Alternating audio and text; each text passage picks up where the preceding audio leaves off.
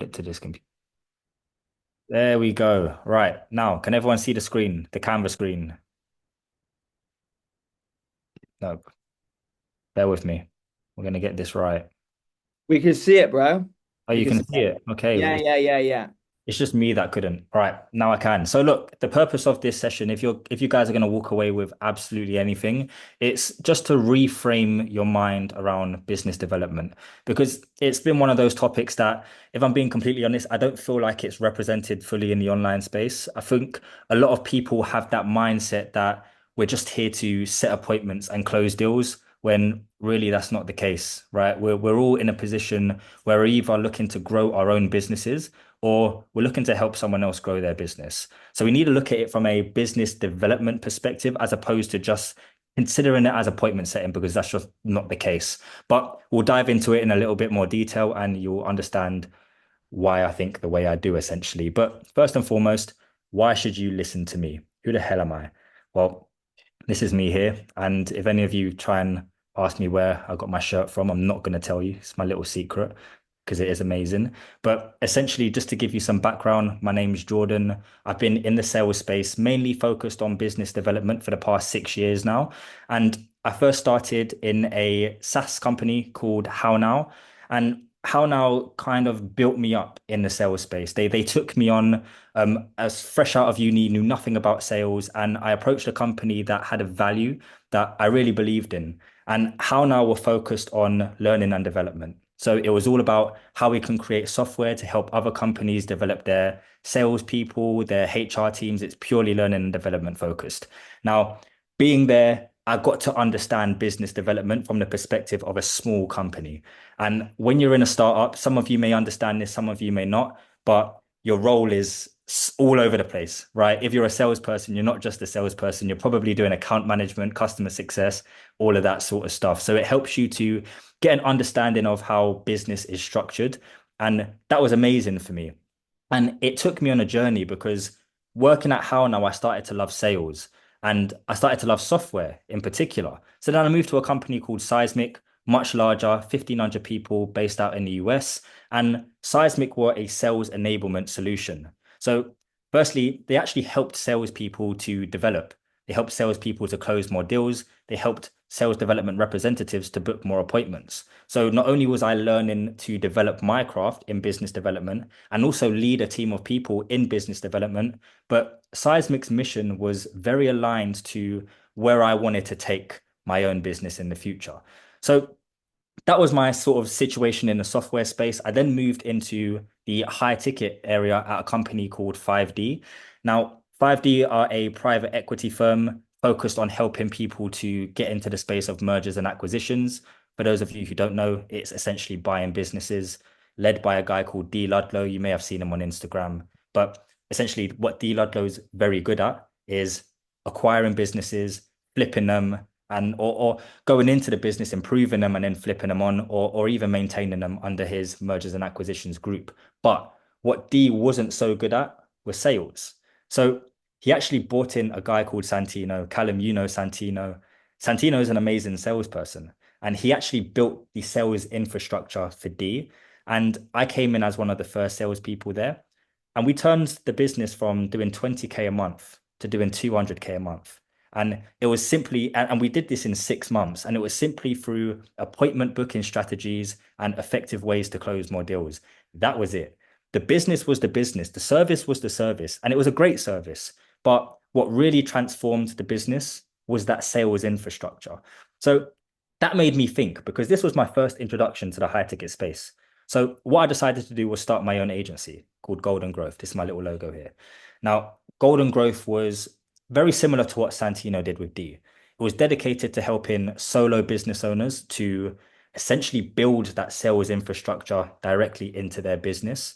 And rather than, them having to develop that skill, I essentially just came in there and done it all for them because I knew it very well. And as a result of that, the businesses that I worked with managed to, almost like three, four, sometimes even 5x. They went from doing 5K months, a lot of them, to doing 15, 20K months. And I saw a revenue share of that. So it was a very profitable business for me. Now, upcoming projects, we're going to keep this quiet for now. But essentially what you guys are going to walk away with from today is first and foremost how to develop a growth mindset for success as a solopreneur, how to become the like a beast, an internal beast, simply through developing your own skill set. Because everyone in this call is passionate about something, whether it's content creation, whether it's social media marketing, whether it's sales, you have some sort of passion and you're in a situation where you're looking to explore that. You're looking to build that passion and you're looking to actually get people on board with your business. You're looking to bring in clients who also believe in you. So, how can you develop that person, develop that skill set to become someone that people automatically just want to work with, almost to the point where you don't even have to sell it? Then how can we adopt a holistic approach to sales and business development? Now, this is something that I bang on about quite a bit, and we'll get into the weeds of it as we go through the presentation. But essentially, adopting that holistic approach is just about seeing sales as an entire process. Because for an appointment setter, right, they're looking at the sale as a meeting. They're looking for that instant gratification in that meeting.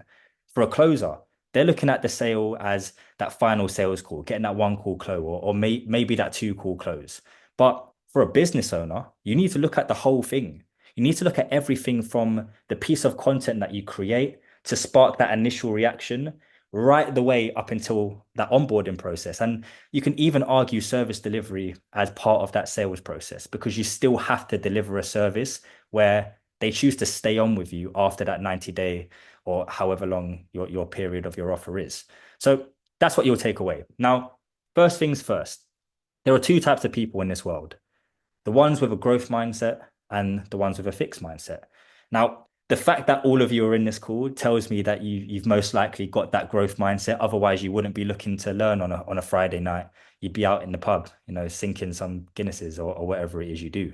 But the two types of mindsets, you've got one who focuses on continuous improvement. Now, that's just looking at yourself from, I guess you can call it a stoic perspective, as though you're almost like playing yourself in a video game, right? You're looking at yourself outside the box and you're saying, how can I become the best person ever? How can I become the best version of myself? And the reason I use that video game analogy is because when you're playing a video game, what do you do with the character, right? The aim there is to get to the next level. It's to pass every checkpoint and eventually complete the game. So if you have that growth mindset, that's how you're looking at yourself. You're looking at all the ways you can essentially improve yourself to get to that person that has the Lamborghini, has the mansion, is living out in Barcelona like Mikel, right? These are the sorts of things that, like, as someone with a growth mindset, this is how you're going to think. Now, the people with fixed mindsets believe that they have limited potential, right? And that limited potential keeps them in a box. And it's usually the ones who have left school, perhaps they've gone to university, then they've gone and got a job after, and then they're in the rat race, right? And that's all they believe they can do. They look at people on social media in their Bugattis, Ferraris, whatever it may be, and just think, that's not me, that's never going to be me, that's not the way my life turned out. That is a fixed mindset. They've got limited potential. And that starts to create limited beliefs, right? Things like, I'm not good enough. I'm never going to make it. That person over there is just way better than I am. And don't get twisted, like we've all had these limited beliefs before. Like none of us in this group can ever sit there and say that we've always just had that vision where we just think we're amazing and all of this sort of stuff. Like even if you feel that way now, there's been a time in your life where you felt like you wasn't good enough, or you felt like you might not be able to do this, or you felt like someone was better than you. But it's really important to understand that we are on our own journeys in life, in business, in relationships. The more we compare ourselves to other people, the the less we're going to see ourselves actually take that next step and go to the next level. We're going to end up being in that fixed mindset where we just think other people are way better than us.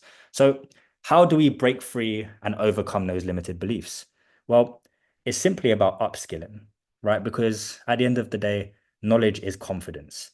If you know what you're talking about, then you can talk about it to anyone and you can sit back and wait for the wave of questions to come at you because you know you're going to be able to answer them. So it's about breaking that post-school normality. And what I mean by post-school normality is we're all taught, or society teaches us that we learn in our adolescence, right? We go to school, we go to university, and that's when we stop, right? And that's because the system is tricking us. It's training us to go into the rat race. It's training us to learn everything we need to know so we can become a really good employee. When realistically, we need to break that post-school normality and continue to learn once we leave school. And especially when you're starting a business, right? Continuous learning, being curious is the way you adapt in business. So, how do we do this? Fail as often as possible, right? Failure, as much as it has so many negative connotations, failure is the most important thing you can do, especially in the early stages of your business and arguably later on in business as well. Like, there's not one successful person out there who would sit there and tell you that they've never failed before. It's just not going to happen. And failure is the way you learn, right? And you have to position failure as feedback.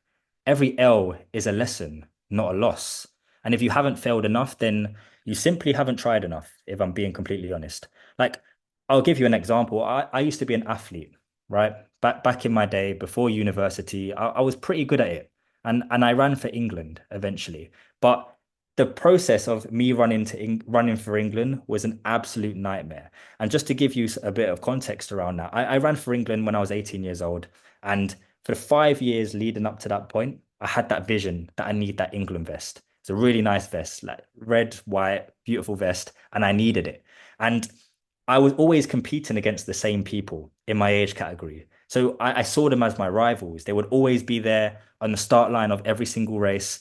I ran for England in cross country, so it was like, you've got 200 odd people in that same race, and there's that same 10 people who you're constantly competing against because they were the best, and they were the ones that got the England vest before me. For 5 years straight, I didn't get that England vest.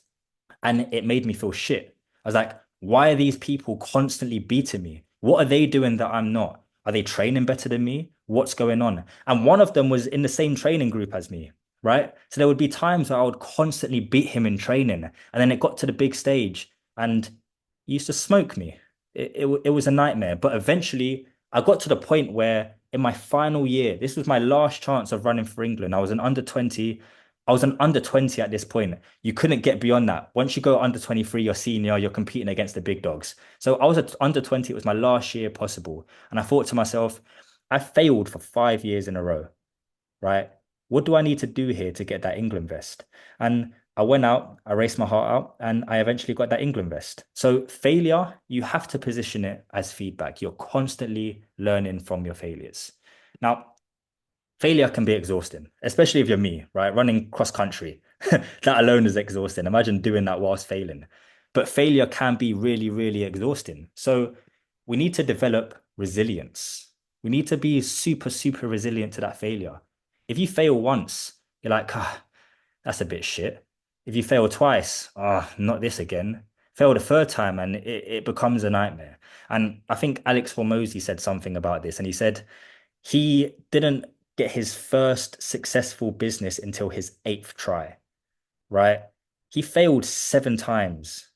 And like imagine start like we all know what it takes to start a business, or at least some of us know what it takes to start a business. And it can be a nightmare, it could be a headache. Like it's not an easy thing to do. Imagine doing that 7 times and failing each time. You're gonna feel you're gonna start to feel shit. But it was the eighth time where he saw success. Now, for some people, that might be the 11th time, the 13th time. For Alex Hormozy, it was the eighth, but for someone else, it might be the third. But not often. I mean, sometimes it's the first, right? I imagine, but they're going to have some sort of failures throughout that process. But we need to understand that failure is going to happen. It's inevitable. We're going to see it to some degree. Even if we're failing up here, we're going to fail at some point. So we need to be super, super resilient because at one point it's going to work for us. We just need to be consistent. So every setback, we just need to continue to maintain our momentum. And the way we do this is through practicing delayed gratification. Now, delayed gratification is simply having a goal in mind and working towards it, knowing that there's a vision, there's a bigger vision that's further down the line. Opposite of instant gratification, where we want something straight away, right? if you're in sales or you're in business and you have that mindset where you want instant gratification, it's probably not going to work out very well for you, if I'm being completely honest, right? Have that idea, that delayed gratification, knowing that the work you do now is going to pay off eventually. Even if it's not tomorrow, if it's not next week, eventually it's going to pay off. Now, a great example of delayed gratification is the Malcolm Gladwell's 10,000 hour rule. I'm sure quite a lot of you have heard of this rule. Essentially, it's saying it takes 10,000 hours worth of work to master something, right? Now, let's break it down and put that into perspective, right? 10,000 hours. Obviously, you've got to sleep. So that becomes 834 12-hour days, which is just under 2.5 years. Some people sleep for longer, some people work for less. Let's say it's 2.5 years. It takes 2.5 years to consistently work at something to become a master. 2.5 years. Like it's not too long in the grand scheme of things, but it's a pretty long time. And to be fair, like a lot of people don't get there. For a lot of people, they start working at something 6 months later, it hasn't worked for them. A year later, it hasn't worked for them. A year and a half later, it still hasn't worked for them. They just got to get to 2.5 years and then they're a master in their craft. And then there's no reason why it shouldn't work for them because they know their shit, right? They're great at what they do.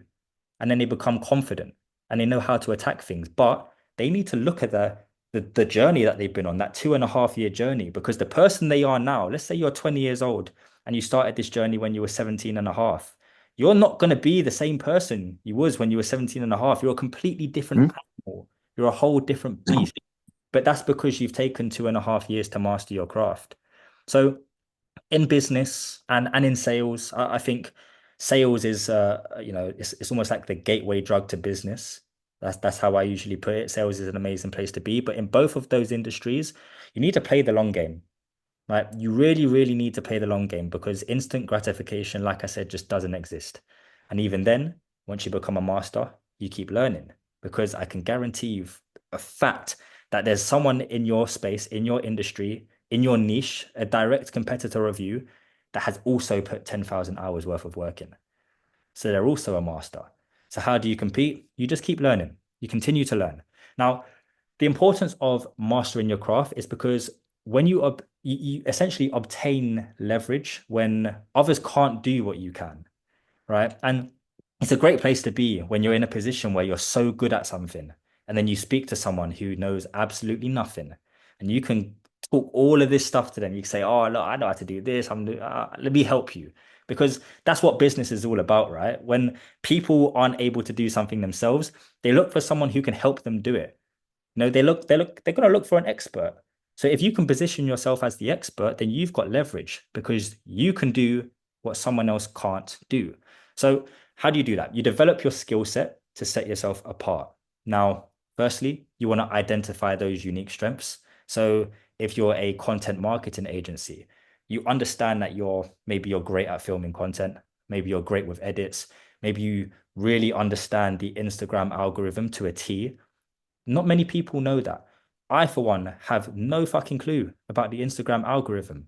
So if I spoke to someone who knows everything about the Instagram algorithm, I'm going to see value in that, if I'm being completely honest. So it's about understanding your unique strengths and also not looking for other people on Instagram and seeing what they're doing and then feeling like you have to match that. It's not the case. Be your unique self. Authenticity is the most important thing that you can have. If you start to come across fake, people are going to pick that up. So you got to be super authentic to what your unique strengths are. Then you need to do deliberate practice in the areas where you feel like you need improvement, right? Focus on the areas that you think you need to improve, master it, move on to the next. Master it, move on to the next. Deliberately practice those specific areas until you become great and stay ahead of the people in your industry, right? Obviously, you're going to keep on top of trends. You're going to see new things happening. Like the online space is always growing. Like I don't think personal branding was a massive thing until like the last couple of years. So now we've seen an emergence of people diving into the personal brand space, and there's loads of different things that you can incorporate. Stay ahead of your industry, right? That's how you stay on top of it. So it's all a game of supply and demand at the end of the day, right? If you've got the supply and someone else needs it, then you're both going to make a lot of money. And the way that I like to talk about that is if you have something that's super, super valuable, like it's tremendously valuable to someone in your market, in your space, and then there's someone who desperately needs that. They desperately need it. If the two of you come together, not only are you getting paid a shit ton because that person needs it, but they're also going to get paid a shit ton. And then you collaborate and everyone's happy. That is a successful business relationship. But that doesn't work unless you know what you're doing. Because imagine you was to convince someone that you know what you're doing and then you collaborate. You get paid, but that person doesn't get paid. You've got churn instantly. No referrals, your business isn't going to grow. You need to know exactly what you're doing in order to make that other person happy. It's simple as that. Now, how do you actually become that authority? How do you become that person without actually faking it? Because it's very easy to jump on a sales call and come across like you're this amazing person, but it's also very easy to get caught. And sales becomes a cringy topic. And I say here is it doesn't have to be that cringy taboo topic where you're forced to prove yourself and to be deemed worthy by your prospect. It shouldn't be like that. It should literally be a conversation where you deliver value, you come across as that authority because you are that authority, and then they respect that and they understand you and they feel like they need you, and then it's an easy sell. So, how do you do, well, how do you position yourself as an authority? Well, there's these four things. First of all, personal branding, right? Personal branding is huge. Being able to socially position yourself as an expert is going to be massive. And I feel like every single business owner needs to have a personal brand, even if it's something subtle, right? Personal brand can build. All you need to do is put yourself out there. Start recording some content. Put a camera in front of your face and talk about what you know. It's super easy. And then over time, you start to understand the algorithm and things build, and maybe some personal brand coach sells you something, and then yeah, even better, you've grown your business, right? Now, the second thing is testimonials. Develop a track record of your success. Now, if you're just getting started and you don't have many testimonials, then have a unique story. Tell people why they should trust you. Like, what have you gone through to get yourself to the point where you are right now? How are you an expert, right? That's what you want to focus on. Third thing is your energy. Now, exert authority without actually saying a word. Energy is super, super powerful. People can feel that on you. People can feel your energy. If you get on a sales call with someone and they're just a bit, yeah, so we can help you to do this. You're just gonna fall asleep. How can you trust that person with thousands of pounds? It's just not gonna happen. Even if, and your energy doesn't have to be crazy. You don't have to be jumping off walls and looking like you're a little bit up or whatever you want to call it. Your energy just needs to be you. It needs to be unique, right? You can just sit there, you can just exert authority. You need to be relaxed, right? You just need to be completely yourself, right? Don't be crazy. Don't force your energy. Fourth thing is the know your shit effect. That's what I like to call it. The know your shit effect, because mastering your subject matter, like I said, it leads to confidence and influence in business conversations. And all of these things, personal brand, testimonials, your energy, is going to tie into the know your shit effect. The know your shit effect is important and it's simple. Just know your shit. Done. Now, next is more understanding the scope of business development, because business development, like I mentioned, is one of those topics that doesn't get covered much in the online space, but it's so important. It's literally business development. And like I mentioned before, I don't want to see it as appointment setting or appointment booking. We're building relationships, and it ties into that holistic approach to sales, right? Because business development is everything from that initial conversation with someone right up into the point you close it. And then even beyond that, right? The onboarding process, the service delivery, the weekly calls that you have with your clients, that's all a part of business development, because referrals come into play. And if you don't deliver a good service, you're not going to get referrals. But if you do, that's an extra stream of pipeline, right? So we're building relationships here, and we need to focus on actions that are just going to continuously move the needle forward, right? We're not searching for instant gratification here. We don't need to force booked calls. We don't need to force anything, right? We just need to be ourselves. We need to be authoritative. We need to know our shit. Then we need to build relationships with people. And then people start to trust you. You don't want to push for appointments. You just want to build relationships. Super easy. Be a doctor, right? You've probably heard this all before. We're not salespeople. And if you're a business owner, you're not trying to sell it. You're just trying to understand people. You're trying to see where the problem is, and then you're trying to offer a solution, right? When you go to the doctors, they don't just say, all right, at the moment you've sat down, you need surgery. It don't work like that. They ask you, say, what's wrong? What's up? Why are you here? You know, oh, how long have you been feeling that pain in your calf for? Oh, okay. Like, do you feel it in the other calf? You ask questions, you try to uncover what the problem is, and then only once you found that problem do you say, okay, well, typically people with calf problems like that, they need this, that, this, that. And now I trust them because they're a doctor. Now, a doctor has authority, first and foremost. You go to the doctor's office because you know that a doctor knows their shit about medicals. So we need to be that doctor. Firstly, we need to know our shit.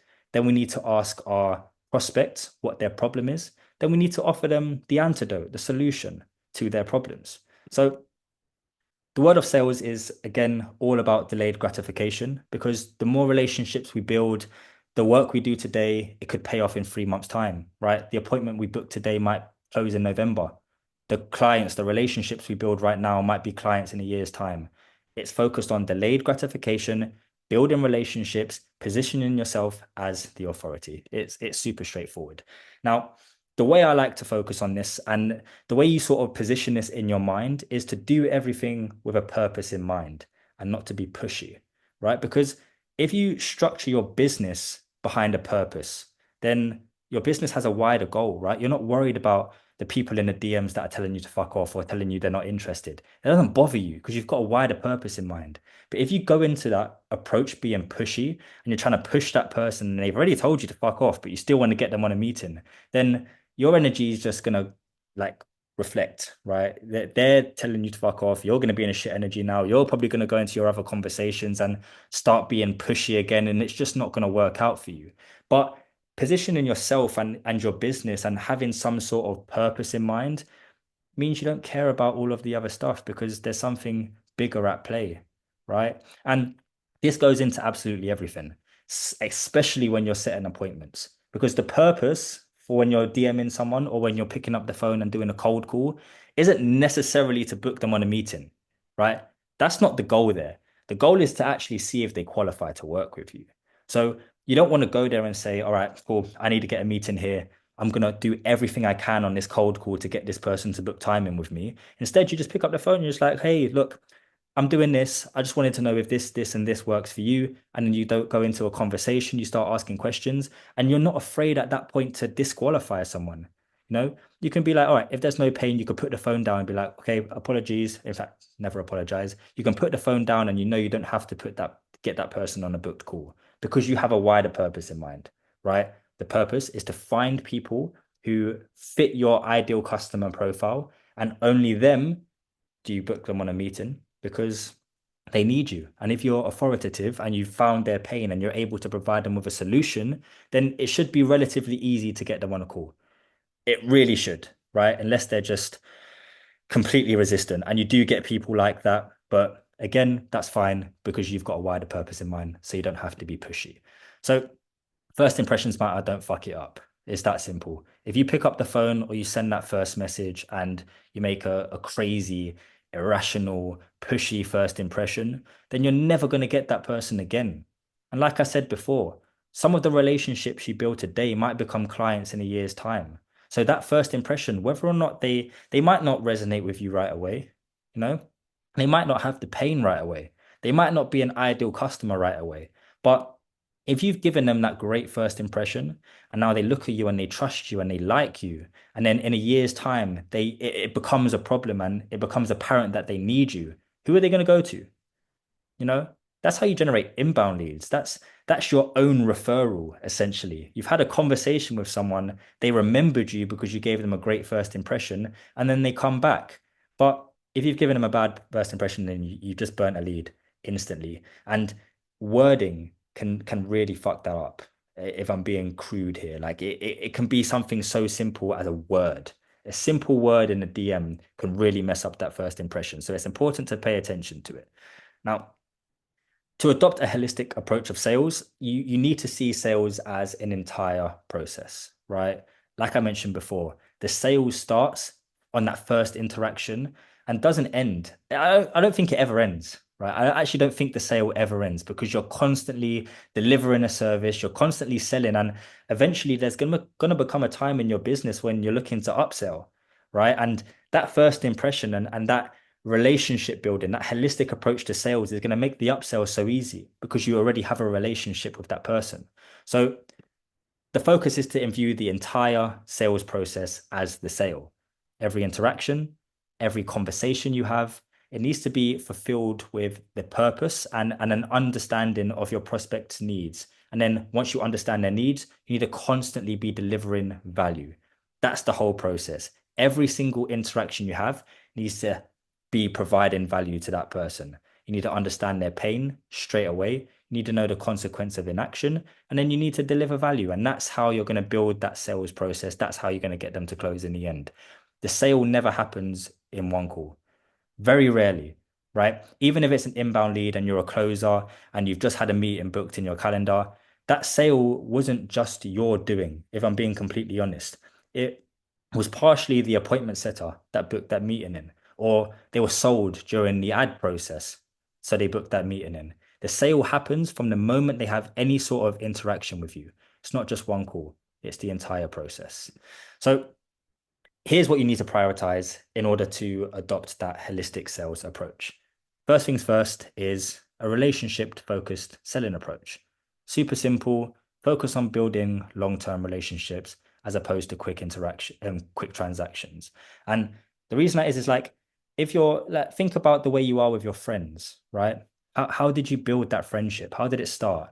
You would have met them somewhere, then you would have resonated with them in some sort of degree. And then you probably would have arranged a few follow-ups. You would have messaged them at some point, or you would have met up with them at some point. And then you've developed a long-term relationship as a result. In business, we shouldn't be thinking of anything in any other way, right? We're just trying to build relationships here. We're trying to find common ground. We're trying to reason with each other. We're trying to understand each other and then build long-term business relationships. It's as simple as that. And by the way, like these relationships, I'm not trying to say here that every single person you speak to, you have to know them in a year's time or 2 years' time and be buddy buddy with them. But even in that first week, that first conversation, that first interaction, if you're able to build a relationship where someone can trust you, that's gonna do numbers over if you was looking for that quick appointment booking or that quick transaction.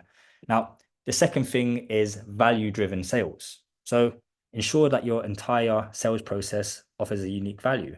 Now, one of the things that we're doing in our business is we're focusing on content assets. And content assets are a great way to provide value because let's say you understood your ICP, you've got them mapped out, and you have all of their challenges, right? One, two, three challenges. Let's say it's either booking appointments, it's delivering a service, it's closing a deal. Like if you have a content asset specific to every single challenge that your customers or your clients are feeling, then you can provide that in a sales conversation. It's just going to push the sales conversation further and they're going to start to trust you more. Like if you was on a call with someone, and I keep using the content marketing personal brand approach because I know there's quite a few of you in this call, but if someone was to approach you or you was to approach someone and they desperately needed you and you understood their pains, but they just didn't trust you yet. And then you sent them a 10-minute video, super specific to the problems that they're feeling and exactly how you can help them. From watching that one video, they trust you. And then now you can continue a conversation because they know your value, right? So value-driven sales is important. What can you provide to someone to show them that you can offer value to them? Now, the final thing is understanding your buyer's journey. Now, that's the decision-making process and the consequence of inaction. By understanding your buyer's journey, you need to understand them, right? Because how does your buyer make decisions? You know, are you dealing with people who are maybe doing 3 to 4K a month, who have a bit of capital to play with so they can invest a bit more freely? Or are you dealing with people who have just left university and want to start a business and maybe they don't have as much funds, they've just spent 70 grand, they're in debt now to university, and they've just come out and now they're going to pay someone else 3 grand for a service. These are the things you need to think about. What's that buyer's journey and what's the consequence of inaction? What's going to happen if they don't actually move forward with you, right? Are they going to spend more money trying to basically keep up with the Joneses and continue doing what they're doing? Or are they going to save money in the process by giving some money to you, right? Or paying for your services? These are the things that you want to understand. Now, this is one thing. Please, please, please avoid this. This is for solopreneurs. So anyone in this group who has a business, please focus on this next thing. Do not outsource your sales until you can confidently navigate the entire sales process yourself. I've seen this happen so often where solopreneurs, they have a great business, right? Great service, but they don't know how to sell. And then they bring in an appointment setter to book their meetings for them, or they bring in a closer.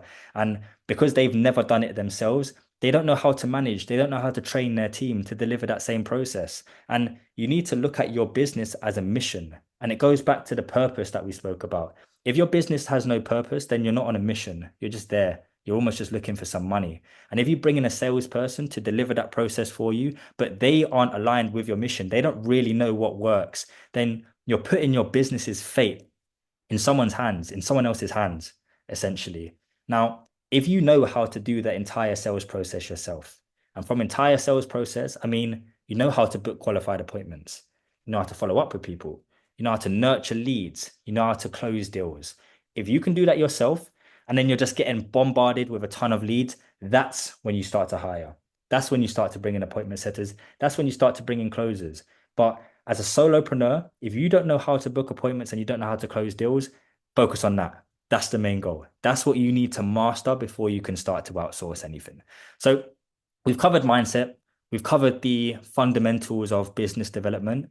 Now, I want you guys to walk away with some value because obviously you're going to leave this call now and hopefully you're going to have some sort of different perspective around business development, I hope. And if you don't, then as Callum's mentioned, we've got a school community for that.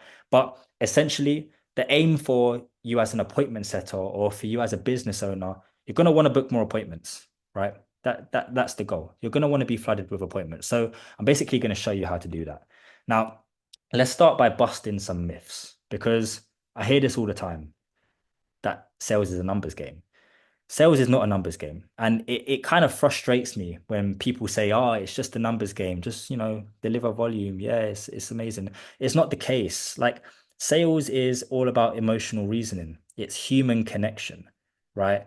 How can you deliver human connection in, it's just purely focused on quantity? It's not going to work. And the thing is, the people that think like that, they're the ones who are going to be replaced by AI, right? AI is coming for us. And us as salespeople, we need to maintain that human emotion, that emotional connection in order to keep our jobs, right? Keep our businesses. So understanding the importance of consistency and high volume, yeah, it's great, but being able to manage your outreach whilst maintaining personalization and that human connection is super, super important. So it's very, very important that you balance the quantity with the quality. So here's where we integrate the role of emotional intelligence because we have to be emotionally intelligent as business owners.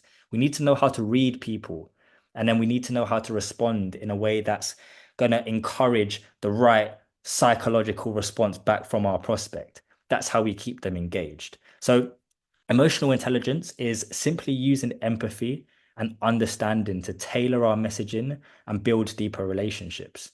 Because let's say you had a script, right? You have an appointment setting script, and this can be something that you've written out and then hopefully not. Let's say you've outsourced an appointment setter to do this for you. You have a script in place, and this person is just copy and pasting the same message. And then someone responds and they've given like a bit of a personal response, a personal reaction. There's something that they're feeling in their business that they needs to be solved. And it's come out of their pure raw emotion. And then they get another message back saying, oh yeah, that's great. So do you want to book a 15-minute call? It's not going to work. It's not going to work at all. We need to be really, really emotional. We need to use empathy and understanding here because sales is a skill set, not a job. AI can only replace you with your shit. And I use this terminology here. If you're still copy and pasting scripts, you may as well be slapping patties and buns at McDonald's because it's the exact same process. Patty, bun, shift. Patty, bun, bun, shift. It's the same as copy, paste, send. Copy, paste, send. It's the exact same thing. You're not learning sales. You're essentially a robot, right?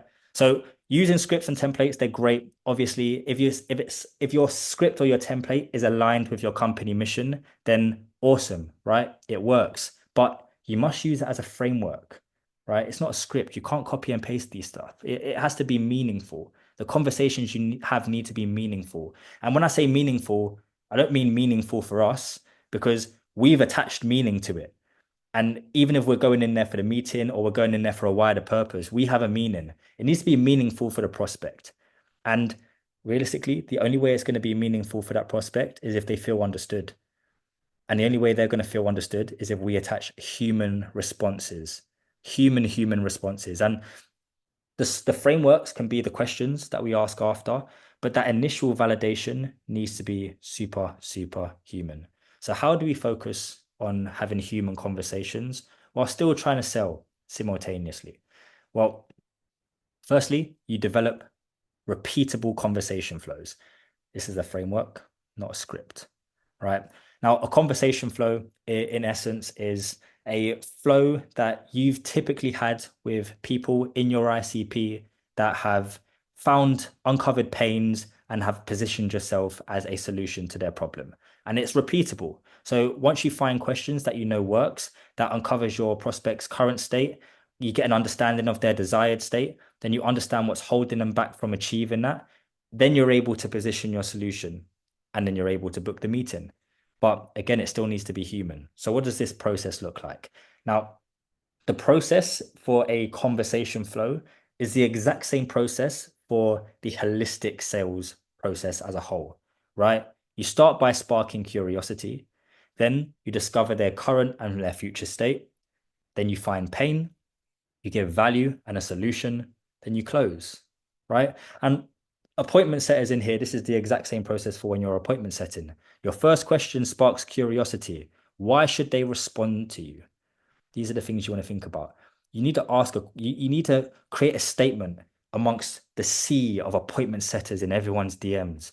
Why are they going to respond to you? That's the first thing.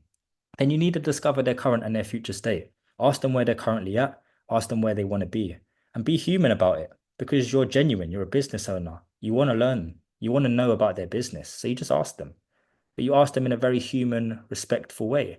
Then you find their pain. What's been holding you back from achieving that? You want to do 50K months. So what's the gap? What's holding you back from achieving 50K months?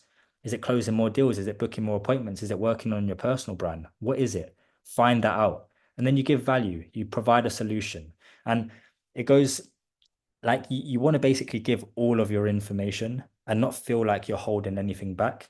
You want to leave nothing left on the table at the end of the day, right? You just want to provide them with a solution because if a prospect can see that you've been able to give them a solution to where they are now, to where they want to be, boom, you're in. You're in. If it makes sense to them, then you're in. And then all you've got to do is close. And for an appointment setter, that closes just getting the meeting. So there's no financial commitment there. It's just time. And then obviously, when you're in the latter stages of the sales process, you've built a big enough gap and you've provided a big enough solution in order for that close to be seamless. So that's the process. Now, you need to learn to be genuinely curious. Now, I'm not saying you need to say, oh, I'm just curious about this. I'm just curious about that. Be genuinely curious. Like, don't say it, just be it. Like, actually want to know what your prospects are feeling, wants to know what they're going through, wants to learn more about their business. Because the moment that's in your brain, the moment you're actually curious and you're actually thinking about the pain points that your prospects are feeling, it comes out naturally. Then frameworks and scripts don't matter anymore because you're just genuine. You genuinely want to know what's going on in that prospect's brain. You want to know what's going on in their business. You're genuine about it. And the reason you could be genuine is because you actually have a valuable solution. So long as you have a valuable solution, then all you need to do is be genuinely curious because then you just position your solution in front of them. And if your solution is good enough and it actually solves the problem, then sales should be easy. It should be super easy as long as you can actually be genuinely curious. Then be an active listener, right? you've got two ears and you've got one mouth. So you listen more, basically. God's given you two ears so you can listen, not so you can yappa yappa yappa. Like actually sit there and understand, listen to what your prospects are saying, because every single validation, every single response, you need to show that you actually understand them. And you can't understand them unless you actively listen. Then they're not objecting. They're just resisting to you, especially when you're in the DMs, right? In the DMs, how can they possibly object to you? It doesn't make sense. How can someone object to you before you've even gone into what you do? Sometimes I would send a message out and then you just get not interested, not interested, or just another person in the DMs. They're resisting. What have they got to object to? You haven't even had that conversation yet. People have egos and it's important to understand that. And it's also important to respond in a very respectful way because you have to understand that they've either, woken up on the wrong side of the bed or they're just being constantly bombarded with bad outreach. And if someone's constantly bombarded with bad outreach and they see another message come from someone else, at that point, they're just going to be frustrated. But you just need to let them know you understand and always maintain that authority. And one thing that I've sort of tried to teach my team at this point is if someone comes back and they've given some sort of negative reaction or they've told you that they're not interested, just be like, yeah, look, I understand you. You probably have quite a lot of these DMs, right? Reason with them because it's the truth. They've had shit ton of DMs. So understand them, understand that it's a problem. And if you say that, watch them drop their guard. And then you can just go into your first question because you've got their response now, you've got their attention. And the fact that they've even responded to you shows that you've got their attention. Otherwise they would have just ignored you. It's actually better for them to come back and say they're not interested than to ignore you because then they're just going to get hit with follow-ups on repeat. But if you can calm them down and bring them back to ground and let them know that you're not here to cause them any problems or provide them with a negative experience, then you're good. You can have a conversation. And at the very least, they're not going to be qualified, which is fine because we don't need to work with everyone. We don't need to sell everyone. We just need to sell the people who are going to be, who are actually going to benefit from our services. So they're not resisting. Final thing, link phobia. This is a huge one. When you're in the DMs, and I won't get your thoughts because there's too many people to go through. But what we find is that when you send a link, like you've had the conversation, this person's like, yeah, cool, let's jump on a call, blah, blah, blah. And then you just send the link. Like, I imagine a lot of you have done that before and been ignored, right? Like, it happens a lot. And let's put yourself in their shoes for a second, right? Let's say you've got an email come through and that email has a link. Are you going to click it? Probably not, because you've got link phobia. You feel like that link's gonna, hack into your Instagram and take all your credit card information and then create a new passport of you and then start flying around the world spending all your money. Like link phobia exists. People don't like to be taken away from their comfort zone. And in the Instagram DMs specifically, their comfort zone is the Instagram DMs. If they see a shiny blue link that's going to take them out of Instagram, instantly it triggers a psychological reaction in their head that they don't want to experience. So what we do instead, because obviously Calendly links are still an amazing way to make sure that people are finding the right times in your calendar. It obviously saves you a lot of time rather than doing it manually. So we just find a way around it. You avoid sending a link right away, and instead you confirm that they want the call. Then you provide a reasonable explanation as to why you're sending this link. And one of them that works pretty well for me is basically asking them for a date and time that they're available. And then once they confirm that, you just be like, oh, would it make more sense for me to just send over my link? Yeah, sure, cool. Then it's reasonable, right? That person's like, oh, I was already going to book in that time anyway. I might as well go into their calendar link and book in a time instead. You know, link phobia is a massive thing. We just want to make it very easy for that prospect to book in with us, have that genuine conversation, and then to be like, yeah, does it make more sense if I just send over a link? Yeah, sure, go for it. Cool, amazing. I'll just be here until you book in and find a time. Let me know so I can confirm it on my end. Sweet, booked, call done, amazing, right? It needs to be super reasonable for that prospect to want to speak to you because at the end of the day, they're still providing their time, right? We're not like, yes, we're not asking them for money up front, but we're still asking them for their time. And as a business owner, like time is precious, right? That 30 minutes talking to you could be 30 minutes spent on another sales call. right? So we need to make it very reasonable for them. And the way we do that is by being the authority first and foremost, providing the value to a specific pain that they have, and then not throwing a link in their face. Ease it in, right? So takeaways. Your mindset governs your actions. So just please make sure that you have purpose, right? Focus on mastering your craft. This is going to boost your confidence. Stop trying to cash grab, right? Build relationships, and the money is naturally going to follow after that. Master the entire sales process. Get confident in being able to have conversations with people in the DMs, over the phone, wherever it may be. Just get confident doing it. And then later on, learn how to close deals. And then be human because people buy from people. So be the person that people want to buy from. It's super simple. Very, very, very simple. So again, look, thank you guys for trusting me. Obviously, like what's the time now? It's 8 o'clock, bang on an hour. It's a Friday night. So I really appreciate you lot being here and hearing me out and sort of understanding that I am here to provide value in any sense of it. And also like thank yourselves for taking the time out in your evenings to try and learn something new. Obviously, everyone on this call is looking to develop their skill set. So I really appreciate everyone for being here. And again, thank you all for trusting me. Now, before I let you guys go, there's a big reveal happening. There's a huge reveal.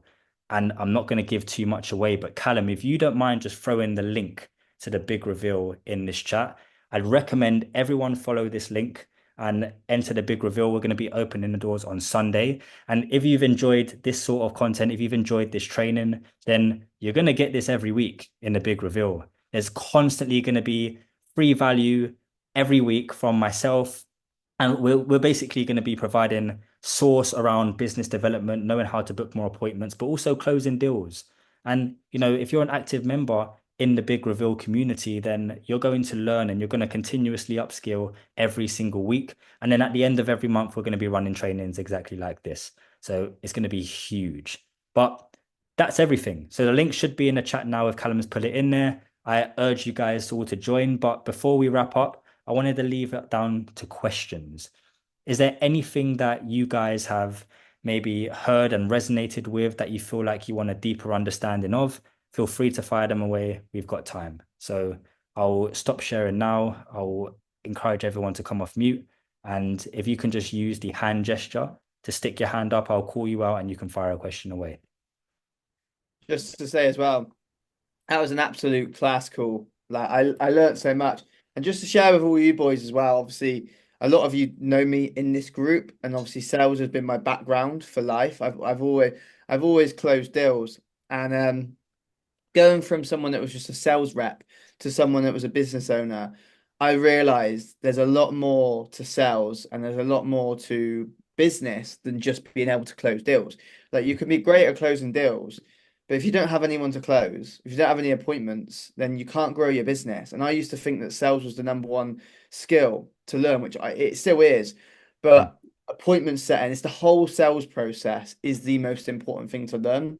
And I've learned so much from Jordan, and that call was insane. I think for me, one of the biggest things that I learned was the being human in the DMs. I think it's so easy to forget about that human to human connection because I felt like when I was doing DMs, it was quite robotic and it wasn't something I really wanted to do. And if it's something that you really don't want to do and you feel it's robotic, you're going to come across that way. Mm. Whereas if you almost treat it like you're having a call with someone and they're a mate, you're down the bar with them and you're having an actual good chat and you're being curious, like it's just such a different element and mindset of how to do it. But also if any of you boys for the next like minute, if you've got any questions or any takeaways that you just want to share, like what your biggest learn was from this training, share that, write that down, and Jordan's here. You can pick his brains. But if you haven't got any questions, then just sort of share your biggest takeaway. But I'm gonna get if we get up Mikkel, if we unmute Mikkel, and I know I seen him writing loads of notes. If you can unmute him, Jordan. That is unmuted. I love my notes. Love my notes, Callum. You should know this by now. Human to human connection. Yeah, my biggest takeaway was link phobia. Mm. That was one thing. I've never heard that concept before. I found it very valuable. Yeah, and Amazing. also similar also similar to Callum, the human connection. Mm. Yeah, Yeah, I think yeah. those two are massive actually, and link phobia is actually something that I made up myself, right? So Yeah, I'm it not sounds surprised you cool. haven't heard it before. It does sound cool. Yeah, That's why I thought I'll yeah, throw yeah. it in there. But it's a massive thing, and it's something that I've noticed massively doing things myself. And obviously, you go through the process, you learn and you learn. But I think the team have experienced it quite a bit as well, and it's one thing that we implemented. And the moment we implemented that structure around the sales call, around the booking link, our percentage shot up. It went through the roof of people who were getting sent the link to those who are actually booking a call. So it is definitely a big one to take away, especially if you're sending out loads of Calendly links and getting left on red. I imagine that's something you Yeah, experience, Mikhail, is it? big. Yeah, a little bit. Yeah, I Amazing. appreciate you though, man. We've all Top been call. there. Yeah. Anytime, man. Anytime. Anyone else with a key takeaway? Yes, go for it, bro. Hey, Jordan, I have a question for you. So Go you for said like the copy and paste when you're doing outbound. it. Um, if you do personalized message, do you focus on volume as well? Because like how much volume would you recommend? Yeah, so when it comes to personalization, I'd rather avoid personalizing the first message because the first message it has one purpose and that's to get a response. Like you don't need to sell in that first message, you just need to start a conversation. The personalization happens once you've had that conversation. So Okay. let's put it into perspective, right? Let's say you send 50 messages a day, which is enough to like generate a pretty decent response rate. Let's say you get a 10% response rate, you get five conversations. Out of those five conversations, that's where you want to have that personalization. That's where you want to look at their page and start to understand them a little bit more and understand what makes them tick. But then you also want to frame the way you position your questioning around the way that they've responded to you, right? If they come back and they're like, hey, yeah, sure, go ahead. They've got high energy, match it. If they come back and just go, sure, get straight to the point, right?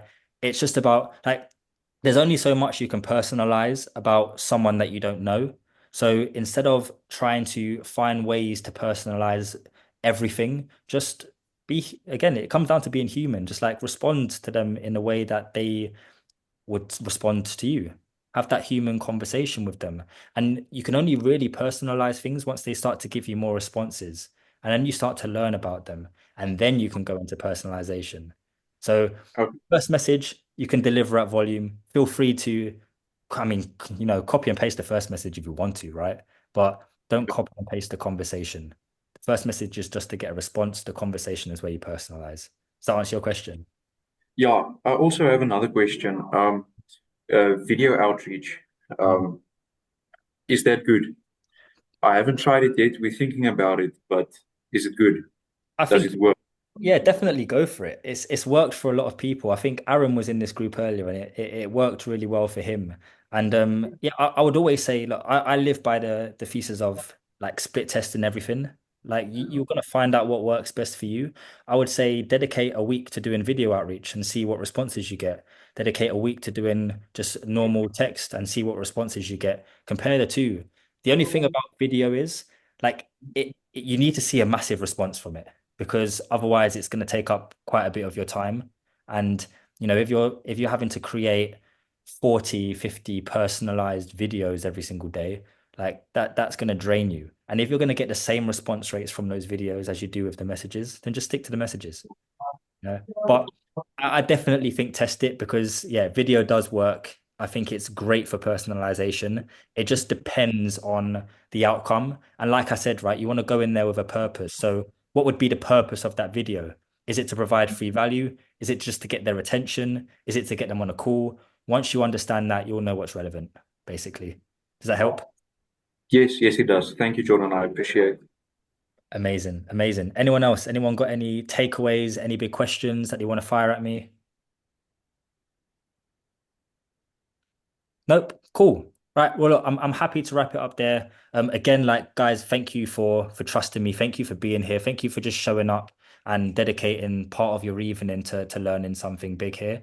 And yeah, if you follow the link, I'd love to see you guys in the community. It's going to be huge. And again, there's going to be more conversations, more calls like this, more opportunities to really master business development and sales. So yeah, unless there's anything else, I really, really appreciate you guys for turning up today and go and smash it. Whether you're booking appointments for someone else or you're booking appointments for yourself, go and smash it, man. And I look forward to following everyone's journeys. I think I've got you all on Instagram, but if you don't, it's Growth by Jordan. I'll give you a follow back. And yeah, I just look forward to seeing what you guys do, man.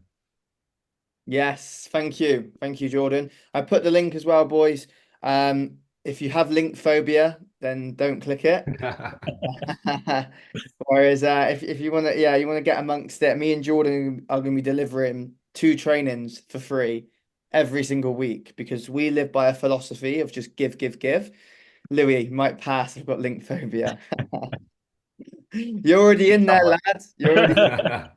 That's yeah, we live by a philosophy, give, give, give, and we genuinely just want to help so much because at the end of the day, like we all go through the same challenges in business. So it's like, when you learn things, it's like I look at it as just a duty to share that, and it's a duty to give as much as you can. So like Jordan said, I mean, we're doing a big training call together next Thursday, which will be October 3rd, and then from then moving forward, you're going to be getting 2 trainings every single week uploaded into the community. So it's going to be exciting times moving forward, and we just want to help and see all of you grow your business or grow your income essentially. But mate, Jordan, you smashed that. That was incredible. And boys, have an amazing rest of your evening and an amazing weekend. And we'll be seeing you in the community, boys. Love it. Thank you, boys. Take care. Have a Hasta good weekend.